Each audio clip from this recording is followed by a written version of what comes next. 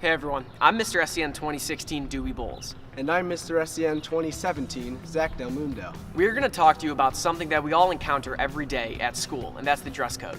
Now, we know you guys know what the dress code is, and we know you guys know about all the rules of the dress code. But what most of you don't know is why it's important our school has a dress code, period. So that's what we're going to talk about and learn about today.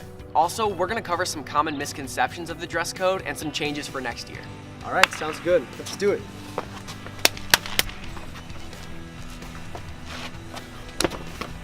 We decided to take it to the halls to see why students and faculty think that we have this policy in place. Here are some of the responses from some of your fellow North Star students and staff. Why do you think our school has a dress code? Why do you think North has a dress code policy? Why do you think the school has a dress code policy? I don't really know. I think we have a dress code policy because some of the males here are not as appropriate as they should be.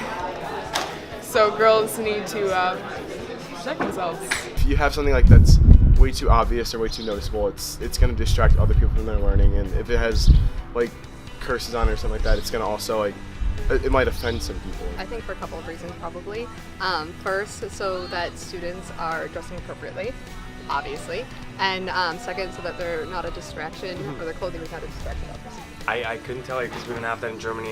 Because sometimes people wear inappropriate clothes that shows too much of their body.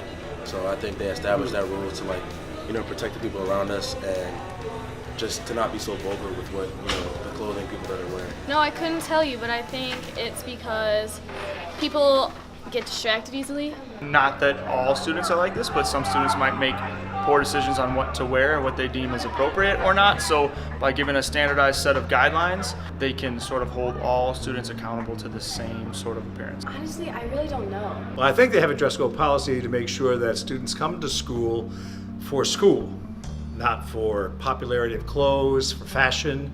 I think one of the things that happens in a school when people do that, people wind up competing, and some people can't afford to do that. I don't really know, honestly. First of all, out of respect to the people who go to school here, I think that there are certain things that could be seen as being distracting, but I also think it's respect for oneself, and that there's certain things that the entire school or population does not need to see. Awesome. Hey North Stars, Ms. Olson here, Dean of Students. A lot of students come down to the Dean's office seeking information about the dress code. A lot of students come down to the Dean's office because they need to change what they're wearing because of the dress code. Please know that the whole purpose behind the dress code is not to target a student or a group of students, any particular gender or group. The purpose of the dress code is to make sure that we're maintaining a professional standard with our dress and our conduct here at school. So for the same reason that we have basic rules and expectations of the school, is the same reason that we have a dress code. We're preparing you for college and the workplace, and we want to make sure that you're dressed prepared for college and the workplace. So please take a moment when you're dressing in the morning to make sure that you're expressing yourself, but within the confines of professional standards. New to our dress code expectations are a change in how we interpret policy relating to hats. A student can now wear a hat as long as it meets 3 expectations. First, the hat can never conceal a student's identity. Hats that are worn too low over the eyes, not acceptable for school.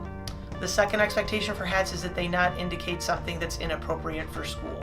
So if my hat had a beer logo on it or some reference to drugs, sex, or violence, just like any t-shirts or other attire that would reference those, that's not appropriate for school.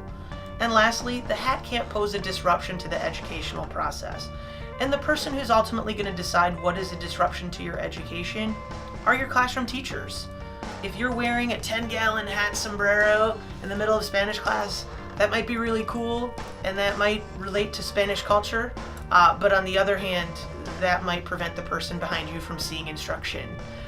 If there's something that's causing another student discomfort or alarm, if you're taking a test, if you're in a lab setting, there's just certain times and places where a hat might not be appropriate, and your teachers, dean assistants, and deans will help you understand that. But overall, if you're wearing a cap, as long as your face is seen, we're going to work with you. So it's good to know. Thank you for your time and attention. Take care. So we hope by now you all have a better understanding of how important our school's dress code is and why exactly it's in place. Let's all work hard to make sure that North stays a very respectful, comfortable, positive, and mature learning and work environment for all students and staff. Once again, I'm Dewey Bowles. And I'm Zach Del Mundo signing off. Let's sing the school song.